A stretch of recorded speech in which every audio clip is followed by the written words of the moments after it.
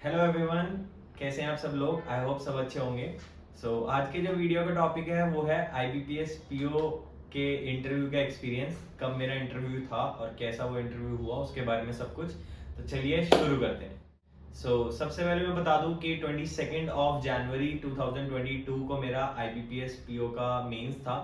उसके बाद जब उसका रिजल्ट आया तो उसमें हमें उसके बाद हमें पता चला कि हमारा इंटरव्यू कब है। मेरा इंटरव्यू जो था वो 28 फरवरी 2022 को था, यानी कि फेब के लास्ट डे इसी ईयर में। सो उस टाइम पे हमारा जो ट्रेनिंग सेंटर था वो था बैंक ऑफ इंडिया का स्टाफ ट्रेनिंग कॉलेज नोएडा वाला। एंड हमें सुबह का ही टाइम दिया गया था रिपोर्ट करने के लिए। सबसे पहले किस तरह से मैं ड्रेसअप हुआ था उसके ऊपर मैं बताता हूँ। मैंने जो कपड़े पहने थे वो थे प्रॉपर फॉर्मल ड्रेस, जिसमें मेरा पूरा सूट था with coat, pant and shirt. पूरा फॉर्मल लुक था और मैंने टाई भी लगा रखी थी। एंड जैसे ही लाइक हम अपने वेन्यू पे पहुंचे तो वहाँ पे काफ़ी लोग आ रखे थे, काफ़ी बच्चे वहाँ पे इंटरव्यू के लिए थे। एंड सबने जो है अच्छे से फॉर्मल कपड़े पहन रखे थे। ऐसा नहीं था कि किसी ने सिर्फ शर्ट और ट्राउजर पहन रखे, सब सूटेड बूटेड थे, बिल्कुल अच्छे से तैयार हो रखे थे। एंड इसके बाद जो प्रोसेस हुआ वो हमें अंदर ले जाके उन्होंने क्यू में खड़ा कर दिया। एंड गेट पे ही हमारी अटेंडेंस हुई थी, लाइक हमें सिग्नेचर करना था अपने नाम के आगे एक रजिस्टर में, जो अटेंडेंस रजिस्टर था। उसके बाद हमें आगे के लिए प्रोसीड कर दिया गया, जिसमें हमें जाके वहाँ पे एक फॉर्म दिया गया, एक सिंगल पेज था जिसमें सारी डिटेल्स हमें अपनी फिल करनी थी।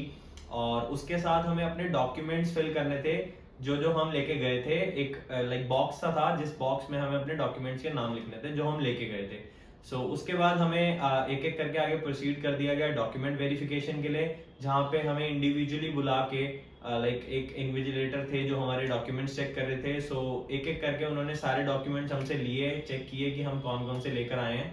एंड अगर ऐसा होता है कि कोई डॉक्यूमेंट आप ले जाना भूल गए हो, आपसे वो डिक्लेरेशन लिखवा लेते हैं जिसमें आप अपने डॉक्यूमेंट का नाम लिख के ये लिख देते हैं कि आप जब भी उसकी नीड पड़ेगी या जब भी बैंक द्वारा मंगाया जाएगा तो आप उसको प्रेजेंट कर देंगे और उसमें आप अपना सिग्नेचर कर देते हैं। ये होता है सेल्फ डिक्लेरेशन अगर कोई डॉक्यूमेंट आप ले जाना भूल जाते हैं तो। इसके बाद प्रोसेस ऐसे स्टार्ट हुआ कि मेरे से पहले जिनका इंटरव्यू था उनका इंटरव्यू भी 5 से 7 मिनट चला था। उसके बाद मेरा नंबर आया, उन्होंने मुझे अंदर कॉल किया। मैं जैसे जाते हैं जैसे नॉक करके परमिशन मांग के मैं अंदर गया। एंड 2 कदम बाद ही मेरी चेयर थी, तो उसके पास जाके मैंने उनसे परमिशन ली। जो इंटरव्यू पैनल होता है उसमें मेरे में तो 3 मेंबर्स मेरे सामने बैठे थे एंड एक मेंबर जो था मेरे राइट हैंड पे था। वो रूम में स्पेस इतनी थी कि वो टेबल कर्व करके लगा रखा था एंड एक मेंबर राइट साइड में बैठा था और 3 मेंबर्स फ्रंट में थे। जैसे ही मैं जाके वहाँ बैठा, नॉर्मली जैसे वो इंटरव्यू स्टार्ट होता है उन्होंने मुझसे मेरे बारे में पूछा। उन्होंने कहा कि अपने आप को इंट्रोड्यूस कीजिए, अपने बारे में बताना स्टार्ट किया। उसी के ऊपर से क्रॉस क्वेश्चंस आए, लाइक जैसे धीरे धीरे मैं अपने इंट्रोडक्शन में अपने फैमिली मेंबर्स के बारे में बताना स्टार्ट किया, अपने फादर के बारे में बताना स्टार्ट किया। इसके बाद उन्होंने मुझसे पूछा कि आपके फादर क्या काम करते हैं। तो मैंने उसमें बताया कि हमारी सैनिटरी की शॉप है। एंड देन उन्होंने क्रॉस क्वेश्चन किया कि कोई 2 सैनिटरी वेयर ब्रांड्स के नाम बताइए। ऐसे ही होता है इंटरव्यू में, जनरली क्रॉस क्वेश्चंस पूछे जाते हैं। इसके बाद बहुत ही सिंपल क्वेश्चन थे मेरे इंटरव्यू में। तो लाइक उन्होंने एक क्वेश्चन पूछा था, जहां तक मैं रिकॉल कर पा रहा हूँ, कि ऐसे कौन से हमारे प्राइम मिनिस्टर रह चुके हैं जो फाइनेंस मिनिस्टर भी थे।